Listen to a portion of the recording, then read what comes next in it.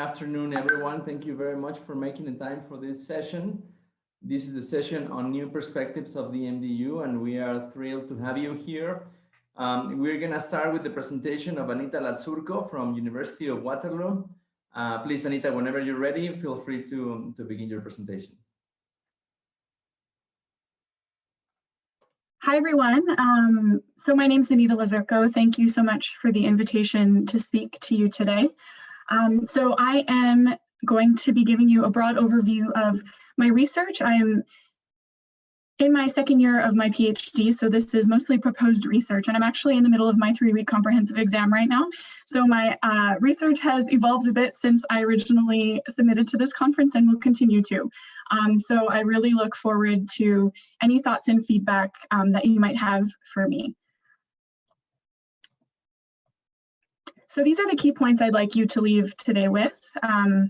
So first, we know that water resource decision-making takes place in highly complex, deeply uncertain, and ambiguous environments.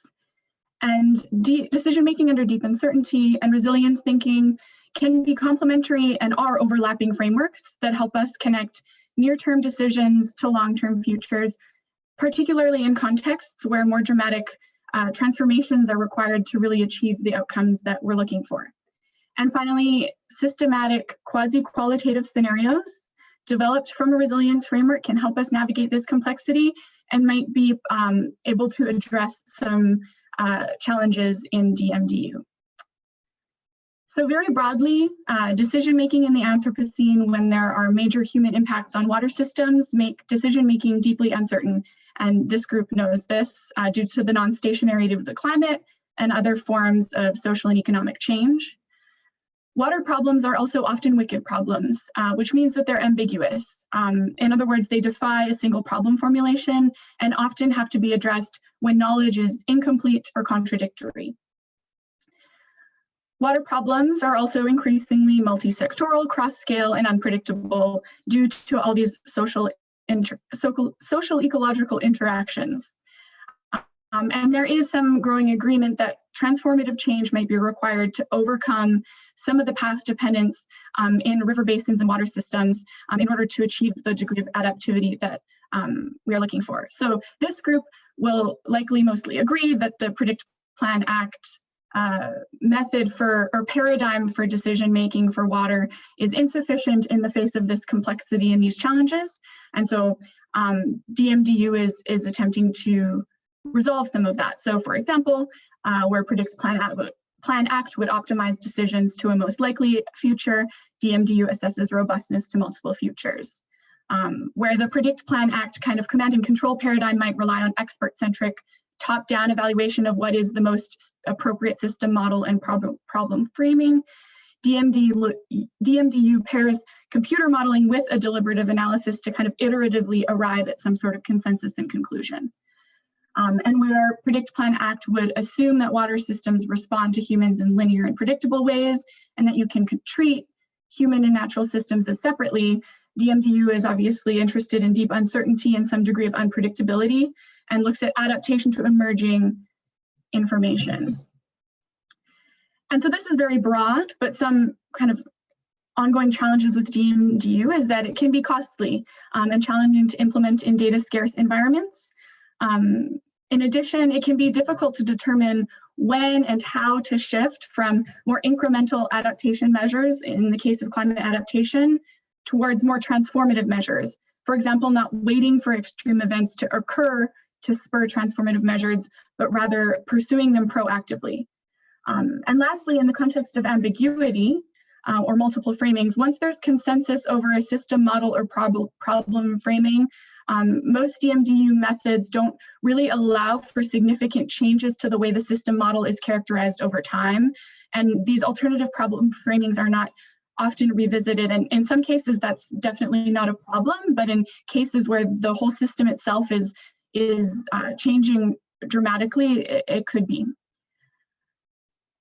And so resilience thinking and Dmdu are overlapping and complementary frameworks, and resilience thinking is a framework for understanding dynamics of complex social ecological systems.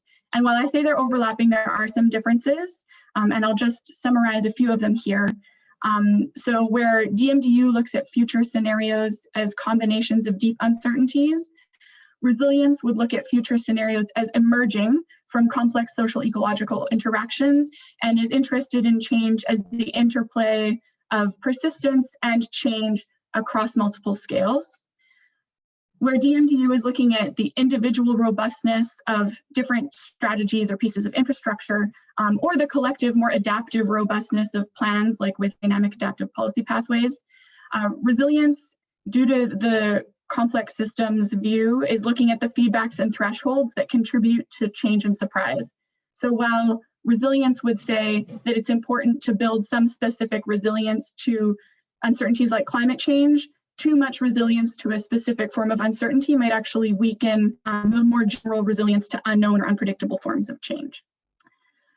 Both Dmdu are interested in deliberation and social learning and consensus as a way to deal with ambiguity, and also interested in subjective ideas of what is an acceptable outcome. So with social robustness in Dmdu and questions like resilience of what, to what, and for whom in resilience. And an interesting kind of difference between these two is that, as I understand it, Dmdu assumes that the underlying governance is relatively stable and acts upon the social ecological system. So it's a part of it, but it acts upon it. Whereas resilience views governance as very dynamic and co-evolving and endogenous to these social ecological interactions, and often thinks that governance needs to potentially transform to achieve desired outcomes. And so by characterizing water systems in these different ways, these two frameworks are making sometimes different boundary judgments about the system and about the future, which can contribute to the decision-making in different ways. And essentially, I mean, at their core, what they're both trying to do is inform near-term decisions in the context of very uncertain long-term futures. And many of you here will know and will probably use scenarios as a useful tool to characterize and navigate the future. And these can be predictive or normative, and by normative, I mean we have a vision and we're trying to figure out how to get there. But what I'm interested in here is explorative scenarios, which are defined by the IPCC as plausible descriptions of how the future may unfold based on a coherent and internally consistent set of assumptions about driving forces and relationships. And some of these explorative scenarios might be more desired and some less so. And this might be a broad generalization, but scenario approaches are often either rigorous enough for decision analysis, but quite data intensive and costly, or less data intensive and more qualitative, but not rigorous enough to be trusted by decision makers or relied upon in decision analysis. And so I'm interested in cross-impact balances as a scenario approach that kind of sits at the intersection of these two challenges, where CIB characterizes any system as a database of system interactions in the form of a detailed adjacency matrix, like the example of a fictional place called Somewhereland that's depicted on the right. And this matrix is basically made up of facts which are like A, government, B, foreign policy, C, economy, in both the row and column direction. And each of those factors can have multiple factor states. So you'll see government can be Patriots Party, Prosperity Party, or Social Party. And essentially, along with experts or stakeholders in a context, one would determine the cross-impact judgments, or all these little numbers that show the relationship between these factors. And so I've zoomed in to the top left corner of this matrix here just to demonstrate how these numbers are determined. And essentially what you would ask to fill in the square that's circled in red here is, suppose the only information that you know about the future of a system is that scenario factor A, government, has state A1, Patriots Party. Would you expect that the direct influence of government on foreign policy, which is factor B in the second column, would be such that the Patriots Party would promote or restrict influence on cooperation? And then then there's some sort of agreement upon a number between -3 and +3. And through that process, each of these numbers is determined. And I don't have time to go into it in detail, but essentially, softwares like Scenario Wizard will go through every possible combination of factor states calculate impact scores and balances which say whether the scenario is stable, which means that it's internally consistent and has reached an equilibrium, or transient, that it has a tendency to move towards another equilibrium. And if that's the case, the software will go through a succession analysis until it reaches a stable state. And so the outputs of something like this would be, one, a set of internally consistent scenarios that emerge from the system interactions that you define as cross-impact judgments here, and a tool for exploring the responses of a system like this to perturbations. And so the very broad questions that I'm coming to my research with are, broadly, how do different frameworks like Dmdu or resilience and others for decision-making for water resources characterize the system and the future? And how do different assumptions about the future impact the way that the system is understood and assessed in the present?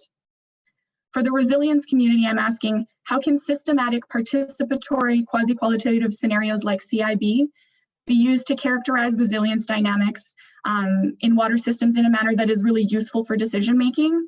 And can these scenarios be used to address challenges with Dmdu?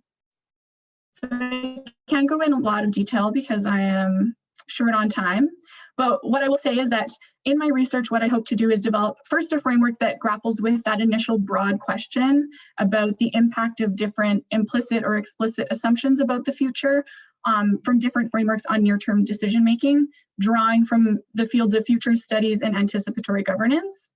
And then I hope to use participatory CIB to model of the future of a water system in the Red River Basin in Canada, where the system is modeled as social ecological interactions and the governance system is endogenous to that system. And depending on the needs of my partners and also the research questions and perhaps feedback from you, there are multiple things that I could do with that model. I could use CIB to explore multiple equilibria in that system and the dynamics of resilience. I could use these scenarios to model different system or problem framings or desired futures in ambiguous environments, for example, by changing the initial conditions in the model. And that's actually what I proposed when I originally submitted to this conference. I could test the system responses to different interventions using that tool for perturbations. So that could include incremental and transformative measures. And I could use, because they're very broad and qualitative, these scenarios, use these scenarios to critique the boundary conditions of other decision models over time, potentially Dmdu models. And finally, what I will probably do regardless is to assess the social learning of stakeholders who are involved in the scenario construction and analysis process. For example, asking whether they're more likely to pursue transformative measures after having gone through developing and analyzing these scenarios. So I packed a lot of information in. I'm a bit over time, so I'll finish it there. Thank you so much, and I really look forward to your feedback. Thank you very much, Anita. Now we're going to move on to Andrei Polejak, please. And to the audience, if you have questions, remember you can use the chat, and then at the end of the presentations, we will go over all of your questions. The floor is yours, Andrei. Thank you very much, Edmundo, and happy to see you all here. Thank you very much for attending this session. We're going to be talking now about ocean science diplomacy and deep uncertainty decision-making. This work is presented by me. I am a PhD candidate at the World Maritime University under the supervision of Dr. Mary Wise, who is in the audience. Hi, Mary, thank you for being there. So we're going to be addressing 4 issues with you today. The first one is why the ocean. The second one is a little bit on science diplomacy. Third one on post-normal science. And the fourth one on the science diplomacy in decision-making under deep uncertainties. So why the ocean?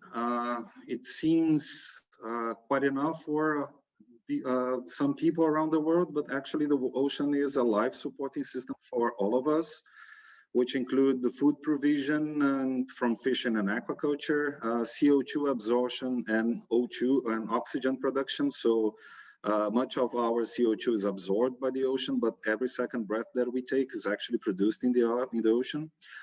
and it's responsible for more than 90% of international trade and much more other ecosystem services that the ocean provides to us.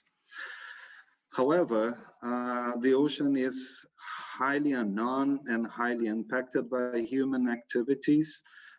It's becoming acidic, deoxygenated, and warmer. Marine biodiversity is under great threat, and most of the species are still unknown to humanity. And science it has been unable to unveil the vast unknowns of the ocean. So it is a case of decision-making under deep uncertainty.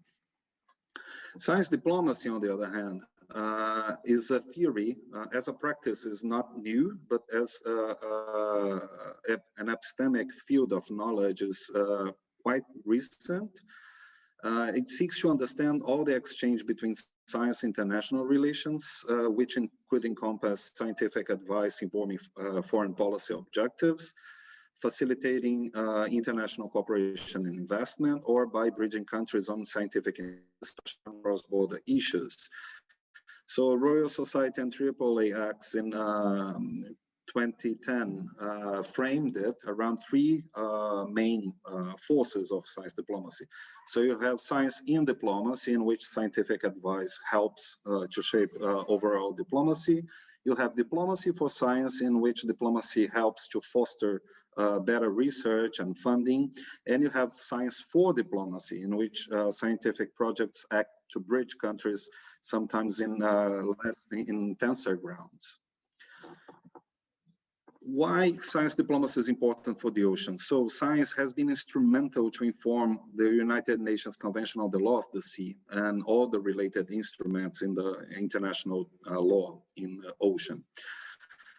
Diplomacy has fostered research further to obtain the necessary evidence for decision-making, and science is intrinsically needed to advise on many themes that go as whatever you can think about: deep sea mining, countries' fishing quotas, and even establishing maritime boundaries. So it is extremely important for law and rule-making and ocean affairs. And then we have the post-normal science, which was proposed by Funtowicz and Bravets in '93, that says that if science plays in the normal mode, in the Kuhnian's science making, it will not deal with high uncertainties, and the stakes will be very low, so we can take time and find new discoveries. As the uncertainties becomes higher and decision stakes becomes higher as well, what they say is that we get into this post-normal science mode, in which scientific method by itself, it's no longer useful. It needs to encompass other knowledges. It needs to bring other actors and stakeholders to the science making, so we can understand and do what it's now being called as a fit-for-purpose science. So combining these two, science diplomacy and post-normal science, you see a very good scenario in the ocean for that, because ocean science diplomacy bridges distinct communities that are all needed to make decisions under deep uncertainty. It does such by broadening the scientific community to other ways of knowing, as informed by the post-normal science theory in the international arena. There will be a very good opportunity to test this hypothesis, which is the upcoming UN Decade of Ocean Science for Sustainable Development, starting next year and going all the way to 2030. The decade is an agreed movement from the United Nations around 7 goals, which are towards social benefit. It looks for a clean ocean, a predicted ocean, a sustainably harvested ocean, an engaged ocean, transparent ocean, safe ocean, and a healthy and resilient ocean. The idea behind the decade is that we use the science we need for the future we want, that meaning that science will now need to have a more important social role in providing solutions and becoming transformative. So in conclusion, ocean science diplomacy can provide insights on how to work under deep uncertainty by applying concepts of post-normal science in decision-making in international ocean affairs. And the UN Decade of Ocean Science for Sustainable Development shall be a good opportunity to progress on this understanding. And that is one of my core research questions under my PhD. And thank you very much. Obrigado. And I'm very happy to take any further questions. Thank you. Thank you very much, Andre. Now we're going to move to Kristen. Please, Kristen, whenever you're ready, the floor is yours. All right. Thank you, everybody. Good to see you all this morning. So I want to talk about a project I've been working on with colleagues for about 5 years now. And this really is sort of a culmination of the bulk of my professional career, which has really focused on how we translate ideas from science into policy. And more specifically, some of the things I work on are the role that the media plays in that. So I want to talk about the idea that there are no solutions. And some of this early on, especially, is I know going to be preaching to the choir, but why is it not progressing?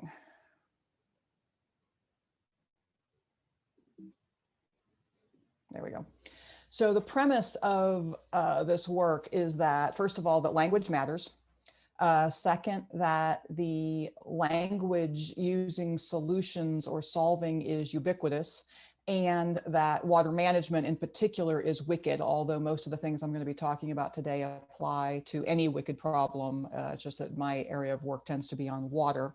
So I want to walk through these. And sort of wrap up with this idea that seeking solutions always sets us up for failure and has other long-term consequences. So first of all, language matters. And this in itself is multi-layered. This is obviously well understood in communication theory, in media analysis, throughout the humanities, et cetera. And one of the threads of the idea of language matters that is largely relevant to this community is that we in the sciences and engineering often use terms in ways that are very, very precise to our fields. And those same terms, when they're put into the media or into a public venue, have a very different meaning. And we see this routinely, and obviously relevant to this community. The word uncertainty itself can be problematic in that we use it in a very particular way, especially in modeling. But when the general public hears that term, what they hear is that you don't know what you're talking about.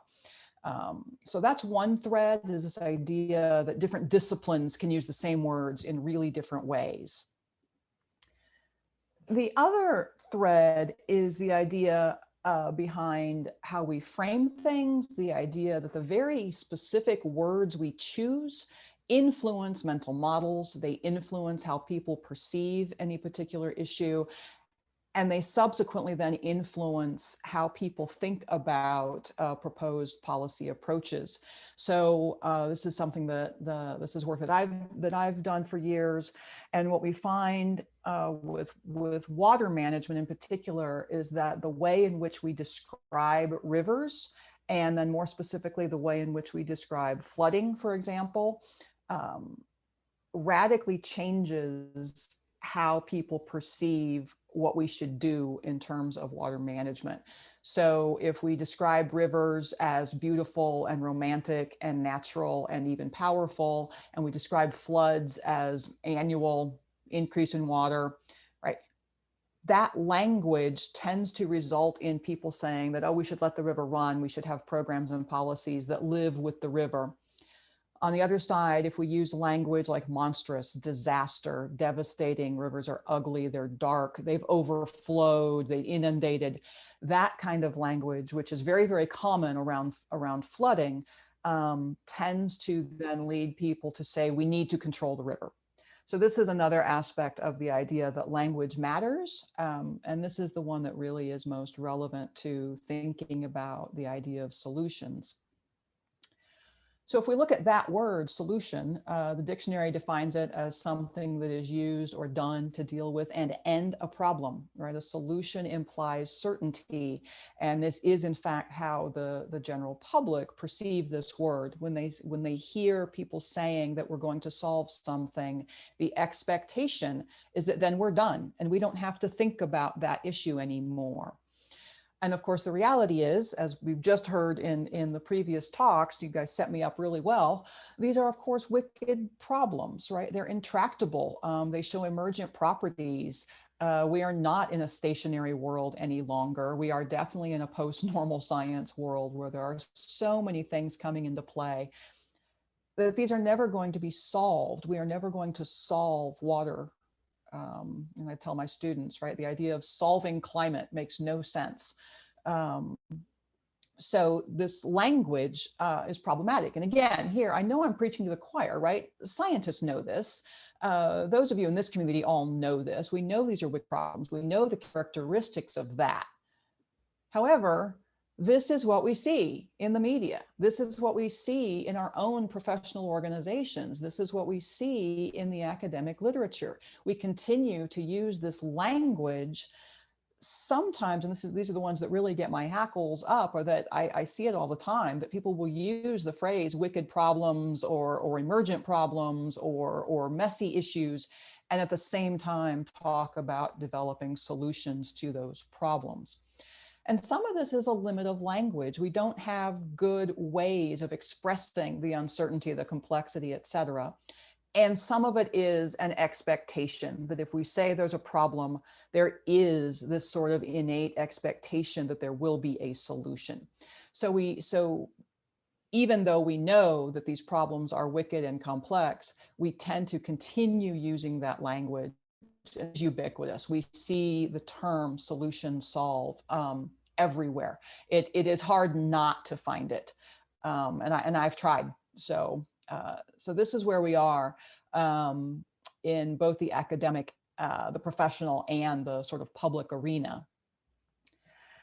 And what we see in the literature is that there is this public expectation that we can solve problems like flooding or drought or water shortages, water supply issues, et cetera. And this is partially because that language has been out there for decades saying that, yes, science can, governments can solve these problems. So that is the expectation. So when you have these biophysical events that are not going to be solved, they are going to recur. When they happen again, that is perceived as a failure of science and policy. There's good evidence that incumbents lose elections if there are biophysical events, especially related to water, so droughts and floods, that people feel should have been solved or better addressed. So we see this in many fields, but definitely in water management issues. And so what we see is this setup where we use this language of solutions, which creates an expectation of certainty, which means that then it is going to fail because you're dealing with complex systems, especially in biophysical systems. Rivers are going to flood, it's what they do. And every time we implement a perceived solution, of course, it's a wicked problem. It creates new problems. And then when those perceived solutions fail, we have people who frankly are very upset. I study flooding, and every flood I've ever looked at, there is always a report in the media from someone saying, they told us this wouldn't happen again. They told us they implemented flood control. They told us that this wasn't going to happen for 500 years. And of course, some of that is misinterpreting science, misinterpreting what our models say. So we're back to that idea of the language we use in describing the science and the models compared to the perceived language, what people hear.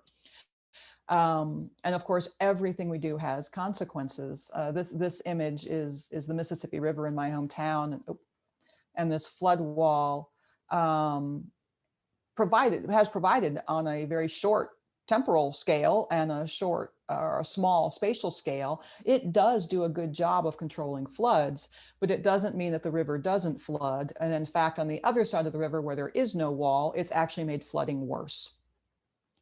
So this is where we are with this idea of language and what it means. And the consequences of this are many.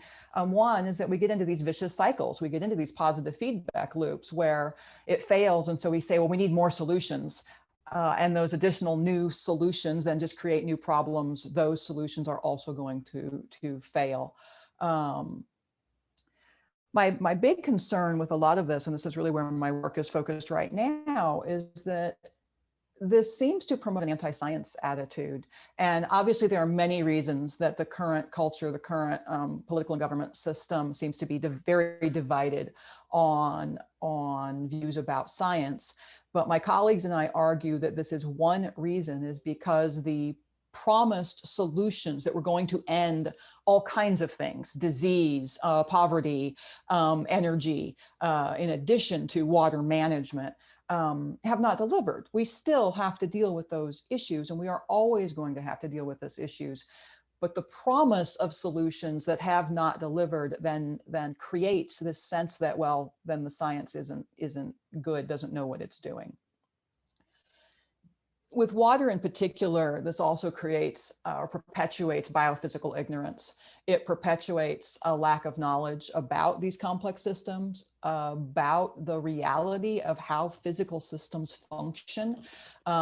It perpetuates a myth of human control that somehow keeps humans and nature separate. And in fact, again, in the literature, we do see that the gap, what people see as natural events compared to what is well within human control, that gap is getting really narrow. People no longer really see a distinction between what is something that we as humans might have created or set up compared to what just happens because it's the way the planet functions. So what can we do? My colleagues and I really promote being very intentional in our language, trying to understand how our words might be perceived outside our own fields, being very intentional in keeping uncertainty and the complexity at the fore, keeping things messy. I was just reading an article this morning that says that so sort of a silver lining with some of the COVID issues and the messiness surrounding the science is that some scholars and professionals are saying that what we're actually seeing is people are getting a better understanding of how science works, that they're actually seeing the messiness in the black box, and that long term that may actually help improve an acceptance of what science is and what it does. And finally, we are just promoting this idea that if we change our language, it changes our mental models. And that can be crucial to doing things like making decisions when you have deep uncertainty. So thank you. Thank you very much, Kristen. Now let's move on to our last presentation. Luis from the National University of Mexico. Luis, whenever you're ready, the floor is yours. Thank you, Edmundo. This presentation has been prepared with my colleague, Daniela Pedrosa. The question that we pose is if Dmdu and collaborative planning is in conflict or not. Is Dmdu an oxymoron with collaboration or not? And basically, I'm trying to exercise my demons that I've been dealing with in this respect. So we're positing two questions. The relationship of Dmdu and power, it's very important to take into account, as the previous speakers of this conference have hinted a little bit of that. So one question is, can Dmdu RDM avoid reproducing Flyover's critique of the Foucauldian dark side of planning and decision making? Is that the process based on rational argumentation switched to one distorted by coercive actions by the hegemonic groups? So the idea underlying this is the Dmdu RDM a tool for emancipation or a tool for oppression? And in this, this leads to the second question: how can the Dmdu RDM be used to address the inherent inequalities of socio-environmental systems? So what we're dealing is with the ways people think, the mental models. And the vulnerabilities we have in the real world are a product of our decision process. our perceptions, our ways of thinking, our values. So there's a socio-political infrastructure that are the social and political norms, values, rules, and relationships that undergird a myriad of the decisions by public and private actors that lead to our problems, our vulnerabilities. And this way of thinking is as important as the hard infrastructure and environmental management. I would say that in my point of view, Dmdu has addressed more successfully the hard infrastructure than the socio-political infrastructure. And what we're trying to do is to provide, I shouldn't use the word solutions after Christian talk, but forgive me about this, not for dealing with real problems. But the idea is that, and I agree, that problems of sustainability, the wicked problems of sustainability cannot be solved. What you can do is to govern a socio-environmental system within an adaptive space towards more sustainability stages. So what collaboration has to do? What's the role of collaboration? The function of collaboration in planning and decision making. And there's three important functions. The democratic function is integrating the plurality of interests and values and the transparency in policy making. The second function is ethical, the public justification of the acts, especially by governments, and the debate of possible courses of action. And the third one is the epistemic. This is the integration of the view and knowledge in a collective definition of problems and solutions. But as it has been said in the previous talk, we're dealing with a world of narratives. And we cannot assume directly that we're only living with collaborative narratives, which are related to the Habermasian-inspired communicative rationality in a context of cooperation and reciprocity, in which all the stakeholders participate and have equal opportunities for deliberations. The other one is the confrontational narratives, which the stakeholders are unwilling to participate. So uncertainty and domination has very important implications. And I would like to stress out the political induced uncertainty by the entities that control knowledge, information, and data.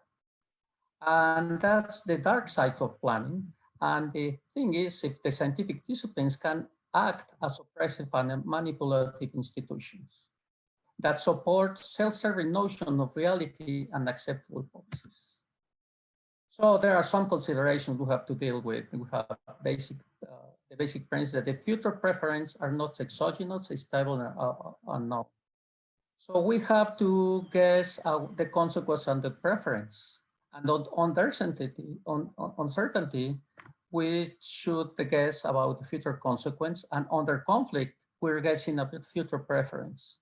But preferences are false, inconsistent, and change over time, and are at least in part a consequence of actions. So the added complexity is the thing that agencies are far from efficient. Government efficiency cannot be deemed as a fact. So when you're conducting planning and decision making, it's feel that a threefold fall from the very top, and you have just the bureaucracy observing you how you fall. So underestimated administrative requirements of a policy assures administrative incapacity. So that's another layer of certainty. So there are three dimensions that we have to do, because I haven't heard the word transdisciplinary research anchor in this context, but it's important to think. So we have three dimensions: the epistemological, the morality, and the telic or ends dimensions. And there's two basic modes of TV. inquiry. There's one when we deal with universal morality, like we have to have clean water and avoid flooding. That would be universal morality, everybody agrees. And we may try to understand the problem, and we just tools that lead to a knowledge first mode of action. And that's most of Dmdu tends to deal with this aspect of the world. But the other one, it's the of transdisciplinarity, it's deals with governance and evolution of multi-stakeholder, multi-level socio-ecological systems. And then it's reverse, because instead of trying to find a common agreement in the moral terms, we have to make decisions and trade-offs. And we have to be very explicit. And the ends is solving, and the epistemology is very pragmatic, it's process solving. The important thing in this collaboration, that is something important, we taught enhanced adaptive structuration theory. And we have three important aspects that are at the right of this figure. That in short, it's that we have to take a very close look to these aspects, because in our decision-making tools and procedures and methods, we're leaving someone or somebody out of the discussion. But the idea, ideally, is to have the appropriation of this decision-making process in a collaborative planning. So one important thing is what we have to answer is how in selecting certain tools and methods, we are leaving some stakeholders out of the decision-making process. So actor network theory can help us because what we have to do is to acknowledge that facts, knowledge, and power intertwine in terms of association of entities.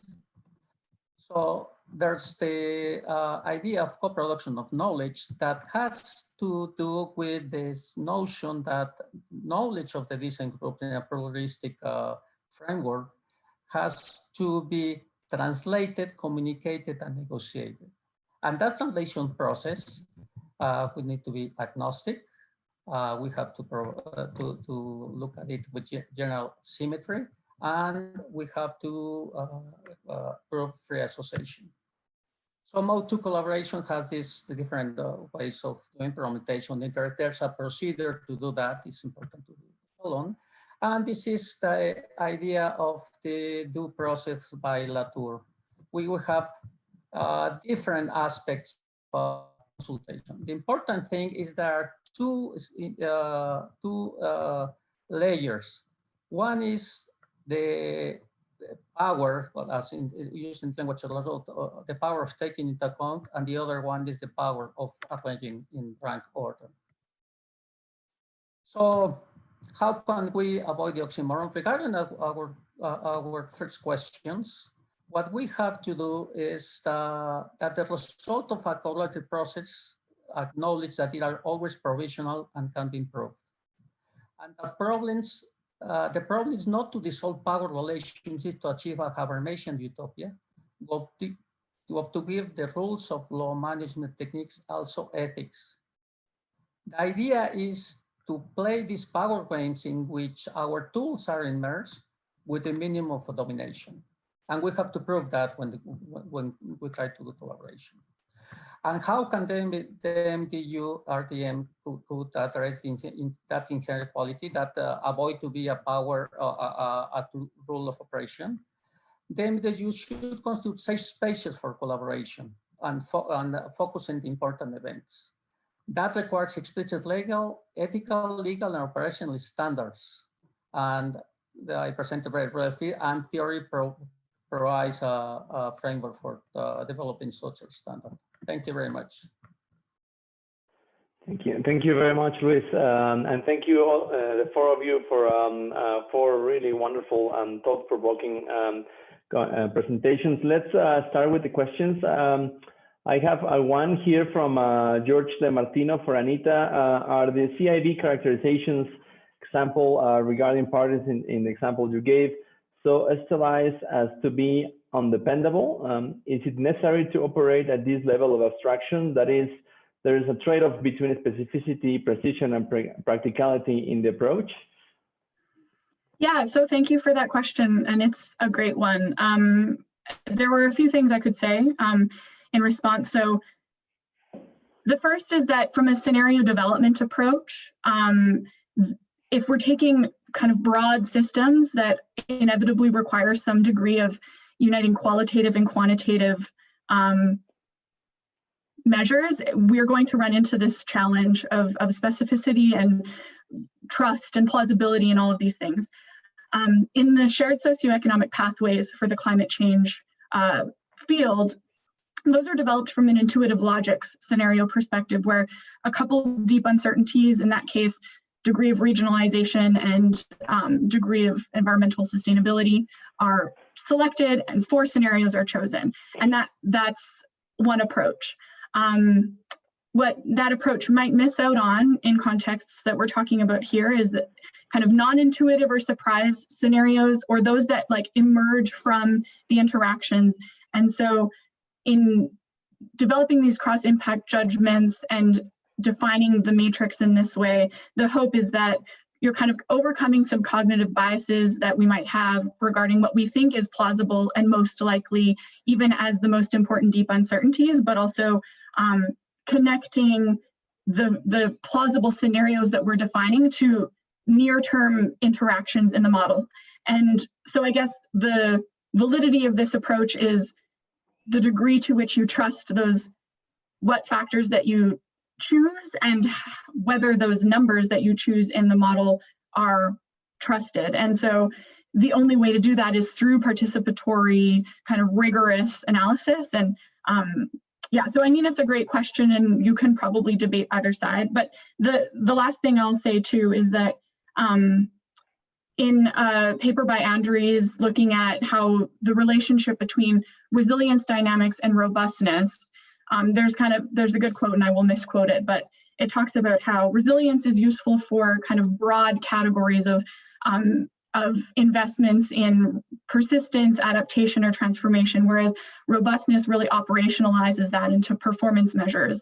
And essentially what I'm trying to do is kind of bridge that gap by using more qualitative measures in order to hopefully kind of interface the resilience dynamics against the robustness measures. I hope that made some sort of sense.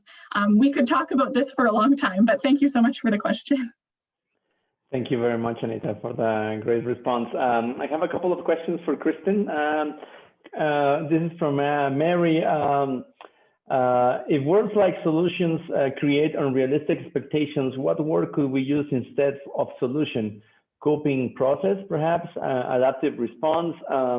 Likewise, isn't sustainability itself creating unrealistic expectations too? And let me just add a little bit to that question from Casey Michael Helgenson. He's asking about how does the public perceive the phrase risk management? Okay. Thank you, everybody, for the nice feedback. When colleagues and I, so we've published a book chapter and a whole book on this idea, and one of the things that we stress is that we're not saying that, oh, we just need to parse our language, right? Because then you just end up with a new word that will have equally problematic consequences. So yeah, exactly. And as I said, the language is a problem. We don't have good language. And in fact, we say in the intro to our book that the language in the book sometimes feels incredibly tortured because we're trying not to say solution, and it's hard. So I think some of it depends. I saw somebody's comment in here, right? Strategy can work, but that has its own implications. For me, I try to just be incredibly precise, and then I might use a different word under slightly different circumstances to get at what I'm talking about. Or I might use 10 words to make it clear that we don't have a good way to describe this. I don't know where we're headed with this. And things like the modeling that Anita is doing, which is fascinating, right? You can get into that. Well, what word do we use? And which word are people going to trust? And Luis's talk too, I think these talks really hung together really well. So yeah, I don't have a good answer other than, Mary, I liked your comment that, right, just paying attention. Be careful and know that when you're using a word, it might have consequences that you didn't think about. And risk management, that's a great question. I'd have to look at the literature. I don't know of any study off the top of my head that explicitly looked at risk management. We definitely have lots of work on how people perceive the idea of risk itself. But that's a great question. And now you've got me curious. I'm going to go look. Thank you very much, Kristen. If anyone wants to ask a question, you can unmute yourself, and then you can ask your question, or you can write it right here. If not, I have a question. Go ahead. Go ahead. Sorry. Oh, sorry. Just a very quick question for Kristen. So have you looked into strategies, to make the public and the media in general come to terms or feel more comfortable with the concept of uncertainty, or especially deep uncertainty? Because I'm often surprised how people are enraged and feel cheated when models don't accurately represent what ends up happening. But I guess we're very familiar on, we know the models are just abstractions of a real system. And how do you communicate or make people, embrace there's a ton of uncertainty? Yeah. That is a great question. So some of it is really challenging because it seems to be innate, right? People, humans, Homo sapiens, we want certainty because our evolutionary history, if you didn't try to get some sort of certainty, you were dead. And so that very simple trade-off early in our evolutionary history has then embedded that sense of, no, we want there to be an answer. We want to know that we're safe, that we're going to be able to get food. The problem, of course, now is that the problems that we're dealing with are much more complicated. And so colleagues and I have, again, we haven't done any original research ourselves in terms of trying to set up an experiment to look at that, but we've pulled from extensive work that others have done. And yeah, so in the risk communication literature, there actually is a good bit of information on what causes people to trust or not trust. When are people likely to be more comfortable when things are really messy? So the risk communication literature actually has a good deal of support there.